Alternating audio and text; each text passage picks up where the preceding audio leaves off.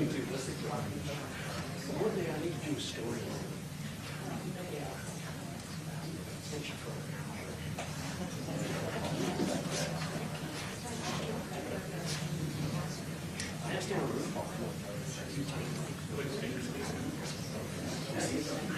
No.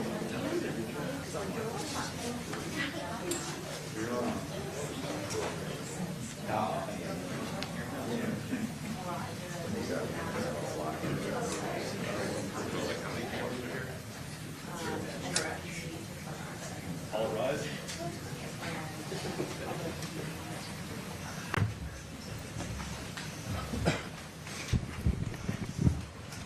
Good morning.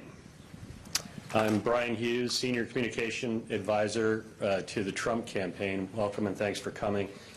The distinguished guests behind me are Senator Rick Scott of Florida and Senator Ron Johnson of Wisconsin. In a few moments, I'll hand it off to Senator Scott to begin.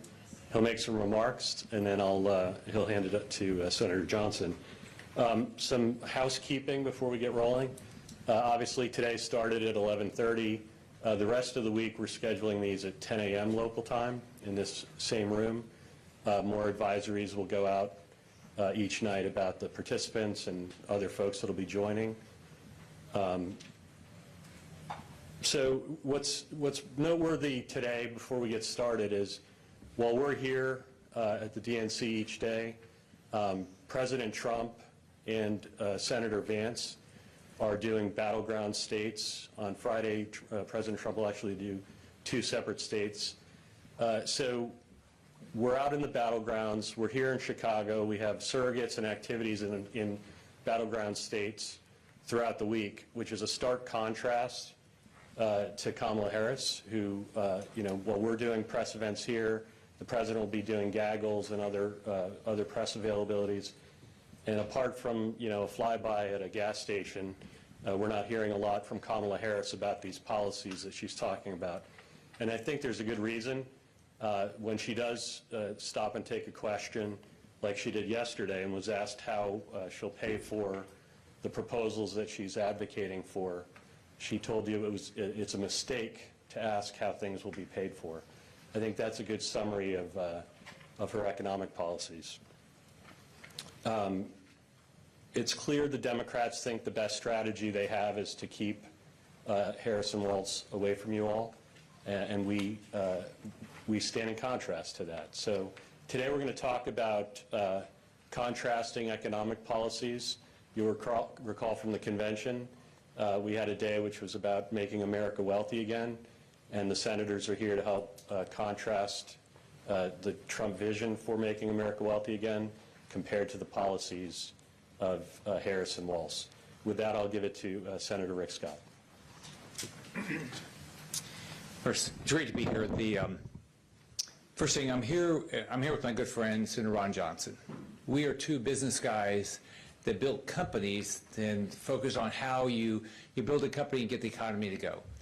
I actually had the opportunity to be the governor of Florida and focus on how we could rebuild the Florida economy, because in 2010 our economy had been devastated. In 2010, more people left Florida than moved in. In 2010, we had 1.1 million homes in foreclosure. In 2010, home prices had dropped in half in 4 years. It was very difficult to get a job. If we go down the path of Harris, that's exactly what's going to happen. Here's a choice. Donald Trump is a business guy, understands how businesses work. Harris has no earthly idea how businesses work. Her vice president pick has no idea how businesses work. They've not built businesses. They've not had to deal with a profit loss statement. They've not dealt with the cost of a commodity like energy. They've done none of these things. When Donald Trump was president, inflation was low. Gas prices were $1.87. Probably the most important thing you can do if you want to have a good economy, have less expensive energy. That's the most important thing you can do. Because energy goes into everything, into every product, every service, everything we do. But you can just look at it. Grocery prices are up, gas prices are up, rent's up. I don't know what you can find that's not up. And it's all caused because of these things. 1, high energy prices. which is intentional on the part of Biden and Harris. Number two, the regulatory environment. No one walks into a business and says, hey, I hear you have some new regulation you have to comply with. I'll pay you a little bit more money. If you look at what Biden and Harris have done with the regulatory environment, they've made it very difficult for our companies to compete. All it does is raise the cost of them to do business, which they're going to have to pass on to the consumer. Same thing with permitting. If you can't get a permit, or it takes you forever to get a permit, right, you're either going to have shortages, right, or you're going to have to spend the money to get the permit. So what they've done, you can see what they've done just in the last 3.5 years. If we continue down this path, it's just going to get worse and worse. You look at mortgage rates. They're around 2% when Trump took office. They're around 7% today. There's nothing that they've done that's been good for a family. I grew up in a poor family. I actually lived in public housing in Illinois growing up as a kid. If my mom was alive today, she'd have a hard time paying for groceries, hard time paying for gas, hard time paying for the rent. And wages haven't even come close to staying up with this inflation. Her idea of having basic price controls, it's never worked anywhere. This is pure socialism. I want a free market. I want a bottoms-up economy. I want capitalism. That's what Trump stands for. What Harris stands for is what Maduro and Chavez brought to Venezuela. I just did a rally down in Miami of 50,000 people. They rejected it because nobody's in better shape down there unless you're part of the Maduro regime. Everybody has gotten hurt. Socialism is death, destruction, shortages, and that's exactly what will happen if Harris gets elected. Well, thank you, Brian. Thank you, Rick. Thank all of you for coming here. We often say when we're up on a podium like this, my good friend, I mean, it's true. Rick Scott and I are very good friends in the Senate. I think it's because we come from a private sector background. And that's what I want to emphasize here before we open up to questions, how important that is. When I first got to Washington after having run a manufacturing plant for about 30 years, one of my first insights was how very few people in Washington, D.C., whether we're talking about the bureaucrats in the executive branch, staff members, or members of Congress, had any experience in, which means very little knowledge of, maybe even worse, very little sympathy for the private sector. They look at business, oh, it's easy to be a billionaire. No, it's very hard to run a successful business. It's difficult to think of a product somebody else wants to buy. It's even more difficult to produce that product or service at a cost less than you can sell it for. So business is hard. And to understand that and to have sympathy for it is what is required in governmental leadership. And that's why there's such a stark contrast in terms of the vision that President Trump has for this country versus Kamala Harris and Tim Walz, and prior to that, President Biden. They think all the answers come from government. And you can tell right now by what very few proposals that Kamala Harris has put on the table, she doesn't have a clue. I mean, one of the reasons Biden was in such trouble is because he had driven up the cost of living. Most Americans really look at government and think, well, government's there to really defend us, to keep us safe, to make our lives easier, to help those who can't help themselves, to help people help themselves. They're looking for government to help. They're not looking at government to make their lives harder. But that's exactly what Biden-Harris has done. That's exactly what Harris and Walz would do. Make our lives worse and more difficult to live because they think they're so smart. They think they can actually set prices and not have that blow up in their faces, be a total disaster. I just read an article, Venezuela's agriculture economy is ready to collapse under the socialistic governance of Maduro. Venezuelans voted themselves into poverty. It's important to understand that. It was a successful economy a couple decades ago. Venezuelans voted themselves into poverty, and that's what this election's about. Are we going to take America off the path of destruction that Biden-Harris have put us on? Are we going to re-embrace the things that made this country great? Freedom, a free market capitalist system with a reasonable level of regulation, a reasonable amount of taxation? Are we going to elect somebody who understands how difficult business is? And the role of the president is to make life easier for American citizens. That's really the question. I think it is noteworthy that President Trump is unveiling his energy policy. It just shows you right there that he has the insight that Senator Scott talked about. Energy impacts the price of every good and service in this country. And when you artificially drive the cost of energy up by a war on fossil fuel, you are making life more difficult for Americans. So again, the difference could not be clearer. And what I'm calling on the American press, who unfortunately gave President Biden a free pass on his open border, allowed him to win the presidency campaign from his basement, and now for 30 days have pretty well let Vice President Harris go without answering any questions. The American people need to understand what she is proposing. They need to understand how destructive these proposals would be: additional massive deficit spending, price controls. They need to understand these things, how Medicare for all means the end to private insurance. Remember, President Obama, if you like your health care plan, you can keep it. That was the 2013 lie of the year. And Kamala Harris wants to do away with private insurance totally. So, the mainstream media, the legacy media, the corporate media, you better start asking questions, because the American public deserve answers from Vice President Kamala Harris. With that, we'll take some questions. If everybody would identify themselves and their outlet when called on, that would be helpful. Yeah. Zach Wise with the National Journal. The Wall Street Journal reported in July that the policies under Trump would actually cause more inflation than policies under Biden. And said that policies won't change between Biden and Harris, and we're pretty much sure of that.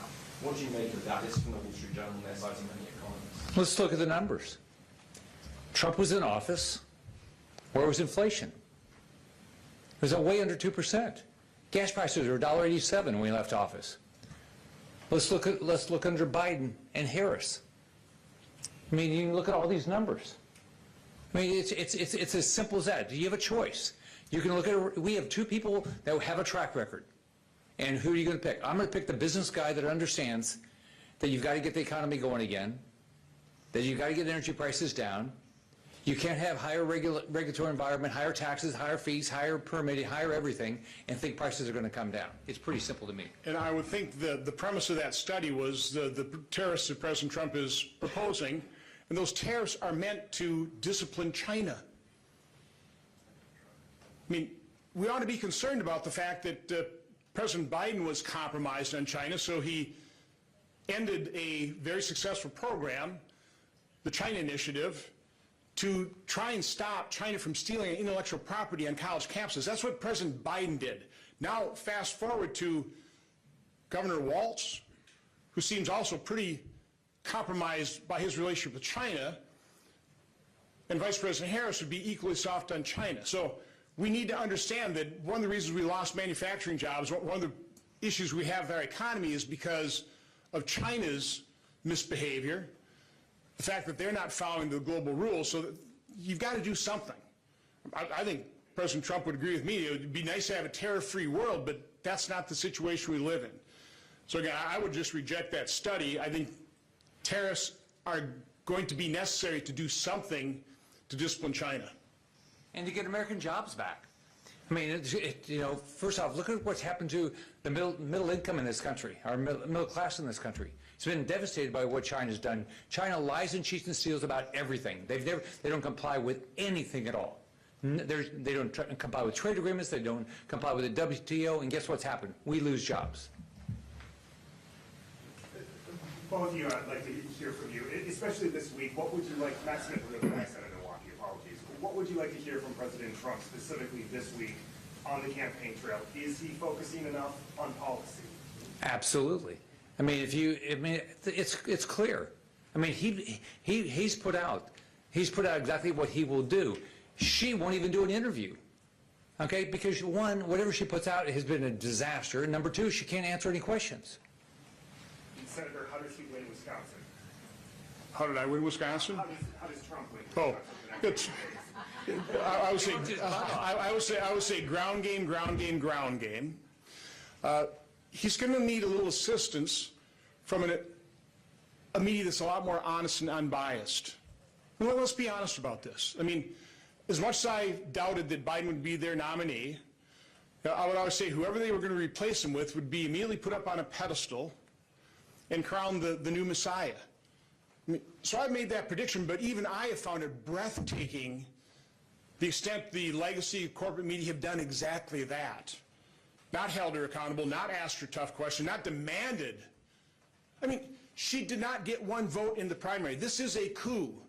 They're going to formally kick the president to the side of the road tonight. Their coup is complete. And their nominee will be somebody who didn't get one vote in the primary. And they call this defending democracy. The minimum the media needs to do is start asking her questions so the American public understands this is what you're going to get if you vote for Vice President Harris for president. And it's not going to be pretty. Some polling, guys, has indicated that Vice President Harris is obviously doing better than President Trump in some of these swing states. I'm just wondering what you make of the gender gap. Does there need to be a new or different effort on behalf of the Trump campaign to talk to women, specifically in states like yours? I can talk about Florida. Trump's doing unbelievable. I've been in every county in the last 8 months. There was no energy for Biden. There's no energy for Harris. No, you know, we know what socialism is in Florida. We have a lot of people that have come from Cuba and Venezuela and Nicaragua, and they've dealt with it. They will be, it's completely rejected there. So Trump is doing unbelievable in Florida. If you want to talk about the gender gap, let's talk about really what women want in terms of elected officials. They want somebody who will provide security so they feel safer. Does an open border provide security when we see all these migrant crimes, these rapes, these murders? You know, women want a strong economy so they can take care of their families. These are things that President Trump delivered. And I will point out, because I've been pretty upfront in terms of the abortion issue in Wisconsin, all the Dobbs decision did was to send it back to we the people to decide at a state-by-state level in terms of at what point does society have the responsibility to protect life. That's exactly what President Trump has embraced. Not a national policy, but let we the people decide in each state. So he's been very upfront with that. He hasn't dodged that issue. He's responded to it, and I think he's responded to it in a very responsible way. So, again, if there's a gender gap, it's not based on policy. It's not based on the ideas of one candidate versus the other. It's, again, the legacy of the corporate media is just not asking her the tough questions and fleshing out exactly what her beliefs are. I would just add, you know, polling has done exactly what we predicted it would. If you look back at Tony Fabrizio, the campaign's pollster, predicted weeks ago when Harris had been anointed that we would see a honeymoon period, it would drive up numbers, and then there'd be a plateau.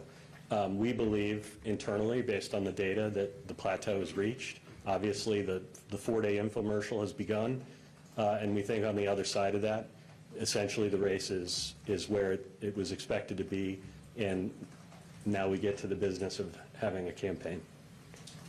Yeah. Thanks. Frank Ordonez with NPR. Senator Scott, Senator Johnson, can you talk about kind of like your role in Chicago, why it's important for you to be here? Obviously, you're among some very high-profile surrogates. Why is it important for you to be here in Chicago for the during the DNC? Sure. First, I want Trump to win. It's better for my family, it's better for my state, it's better for everybody in this country. That's number one. I'm here to help Donald Trump win. And I'm here with Ron Johnson, two business guys that know the difference between the two. And then I brought in the experience as a governor. I can tell you, if you want to kill the economy, do what Harris is talking about doing. Raise the taxes, raise the fees, make it more difficult to have a new regulation for everything, make it more difficult to get a permit, and raise energy prices. You do all that, the economy's going to continue to go down the path that's gone down with Biden. You're going to have higher and higher and higher inflation. You're going to have less opportunity. And look at the numbers. We're not adding full-time jobs in this country. We're adding part-time jobs in this country. Right? The Biden economy is a horrible economy, and Harris is all on board for that exact economy. She's even worse. This idea that she came out with price controls. I mean, you will have shortages very quickly, and you know how they're going to you're going to probably all this big socialist stuff that they're going to talk about. You know how they implement it? You put people in jail.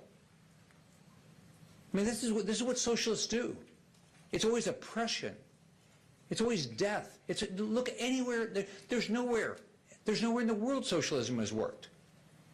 My state, we just had a rally of 50,000 people just in Miami, Venezuelans, because they're fed up with Maduro's socialism. So how does being here help Trump win? Get the message out. We're here to explain the difference between the two of them. Yeah, again, I don't think we can overstate the importance of the contrast between people who have the experience in the private sector, know how an economy works, and career politicians that don't have a clue. And like I say, just take a look at Vice President Harris's proposals. I mean, they literally are a fantasy. Again, they may sound good. Oh, prices aren't ever going to go up again. That's not the way the world works.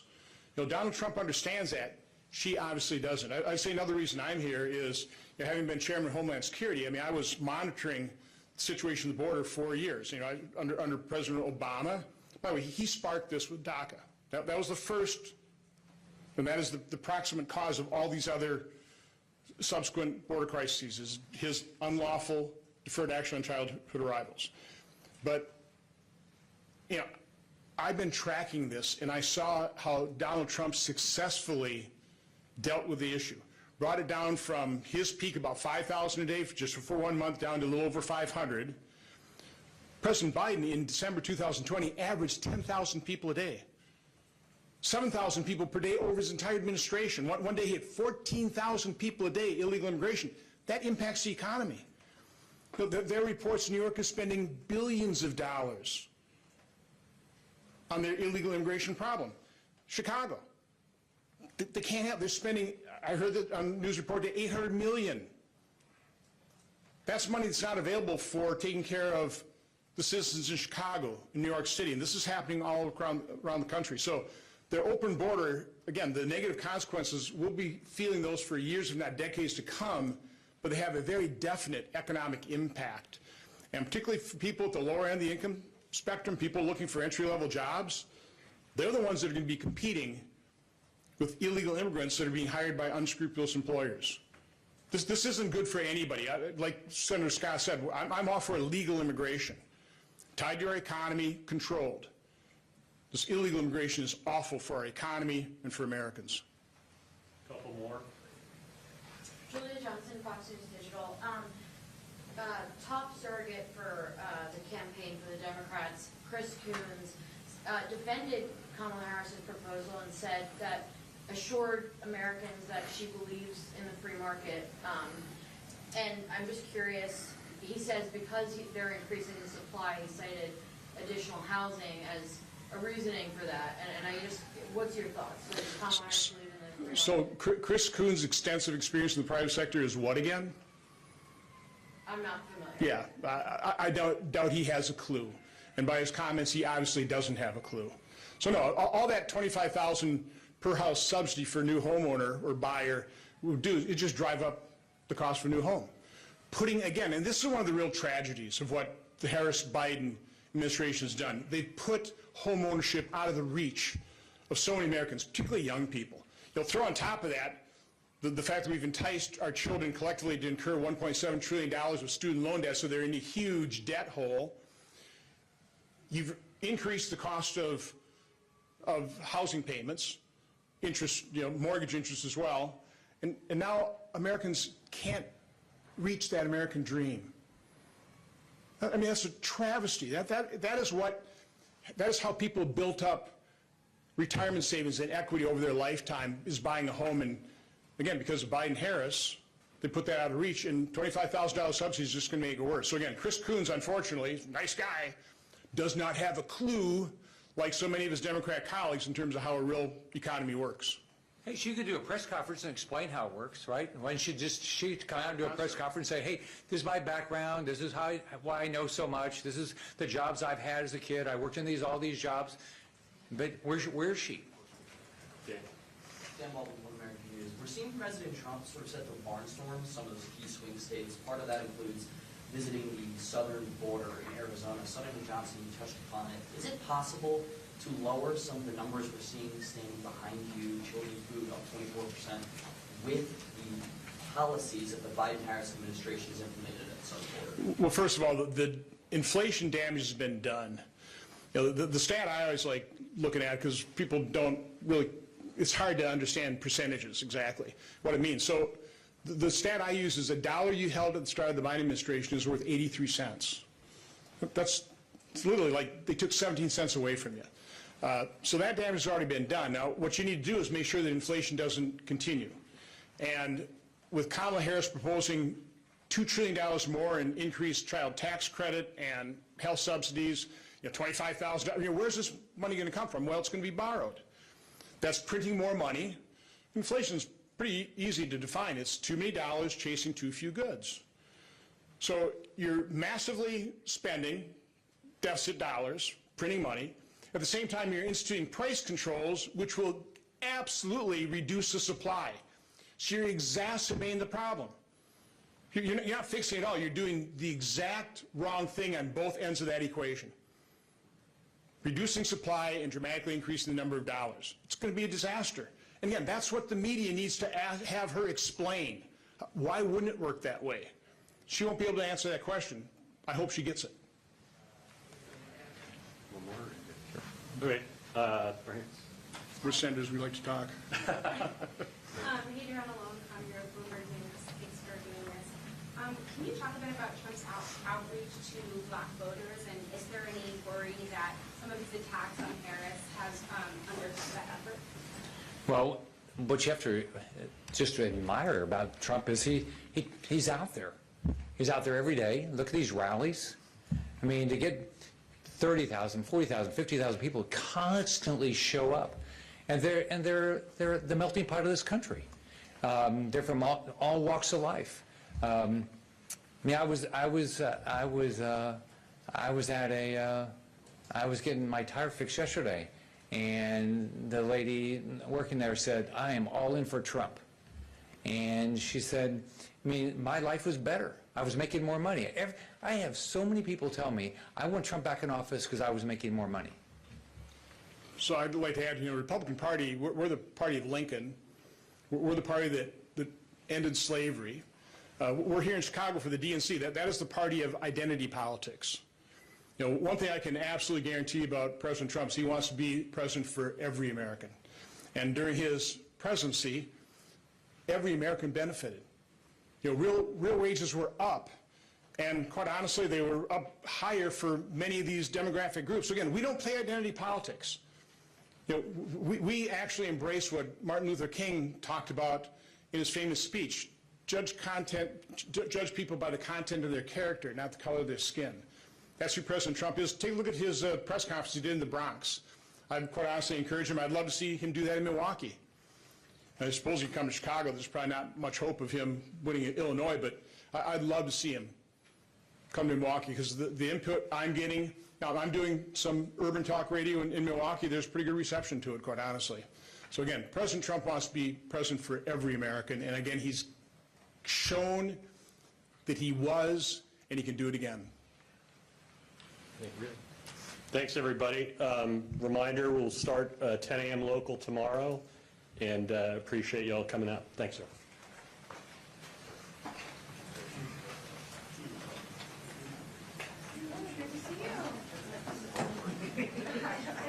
I'll see you later.